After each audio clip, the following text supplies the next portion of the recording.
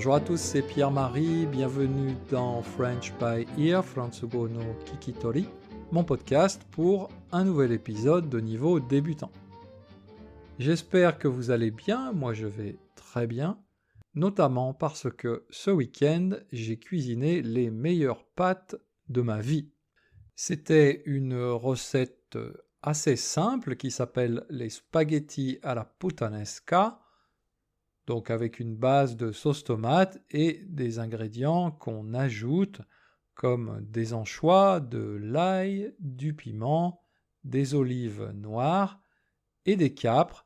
Et le résultat était absolument fantastique, pratiquement du même niveau qu'un restaurant haut de gamme. Et bien sûr, j'étais surpris parce que c'était la première fois que je faisais cette recette. Du coup, ça m'a donné envie de vous parler de la chance du débutant. La chance du débutant, c'est quand on réussit parfaitement quelque chose que l'on fait pour la première fois de sa vie. En anglais donc, et en japonais aussi, c'est beginner's luck. Donc la chance du débutant, c'est quelque chose qui arrive plus ou moins à tout le monde de temps en temps dans sa vie. Pour moi, j'ai déjà fait cette expérience de la chance du débutant, par exemple en cuisinant mon premier risotto, mais aussi j'ai quelques souvenirs comme ça de jeux, en jouant par exemple la première fois que j'ai joué à la pétanque avec des amis, eh bien j'ai gagné la partie alors que mes amis, eux, avaient l'habitude de jouer régulièrement à la pétanque. Et donc c'est un des aspects peut-être un peu négatifs de la chance du débutant, c'est que ça a tendance à énerver un peu les autres personnes. Il y a quelques semaines, j'avais entendu une histoire assez amusante au Québec, où une jeune fille qui s'appelle Juliette Lamour, alors déjà ça c'est quand même un nom de star, hein.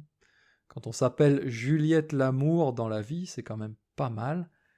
Eh bien cette Juliette Lamour, pour ses 18 ans, elle a décidé de faire un loto, de jouer au loto. C'était la première fois de sa vie qu'elle jouait au loto. Et donc bien sûr là, bingo, elle a gagné la somme astronomique, ça veut dire énorme, de 48 millions de dollars. Et je pense que là aussi, ça a certainement énervé beaucoup de personnes. Il y a des gens qui jouent au loto leur vie entière, chaque semaine ils font un loto et pour beaucoup de ces personnes, eh bien, elles n'ont jamais rien gagné. Donc un peu énervante quand même Juliette Lamour. On peut remarquer quand même que cette chance du débutant, elle marche seulement pour des activités quand même assez simples.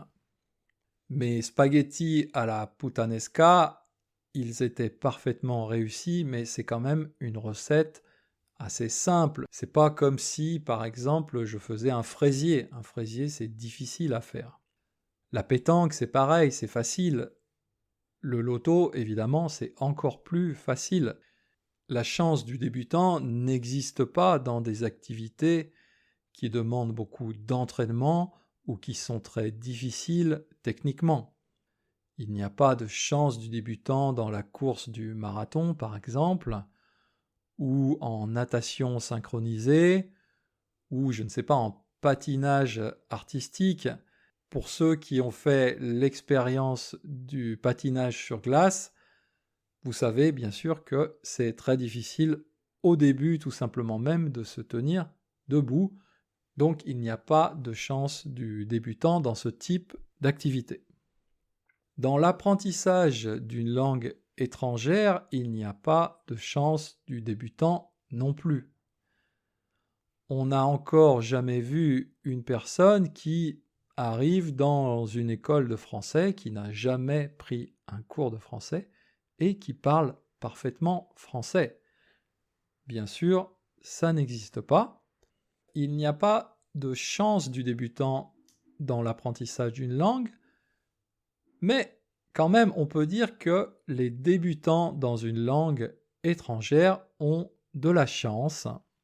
Pour moi, j'ai l'impression que quand on commence à apprendre une langue étrangère, eh bien, c'est comme quand on commence un long voyage, un long et bien sûr, on espère un beau voyage.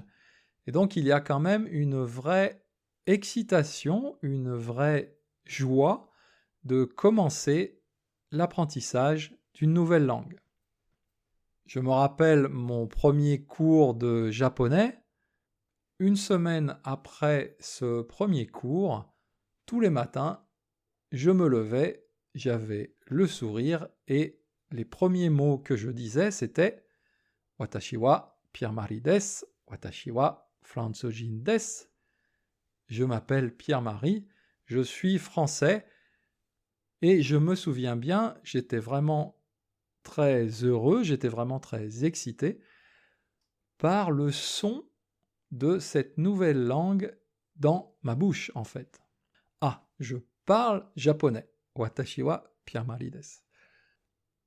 Donc cet esprit d'excitation, de joie, on va dire, il est très présent au début parce qu'on découvre le langage et parce que aussi on progresse très vite.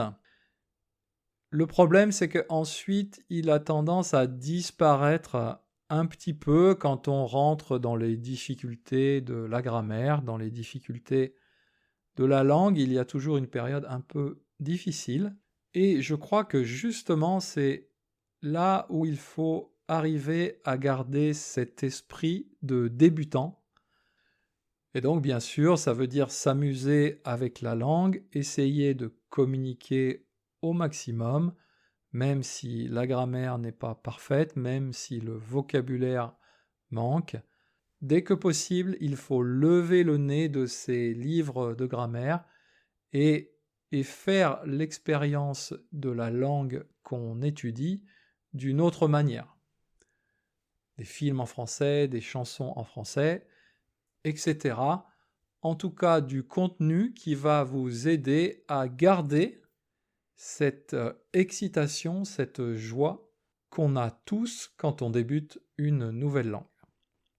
Voilà, c'est tout pour aujourd'hui. Je vais mettre sur mon site internet, bien sûr, la transcription de ce podcast. Et quand même, je vais mettre aussi un lien vers la recette en français de ces spaghettis à la puttanesca. Et j'espère que si vous les faites, vous aurez vous aussi la chance du débutant. Et sur ce, je vous dis à bientôt, mata chikai.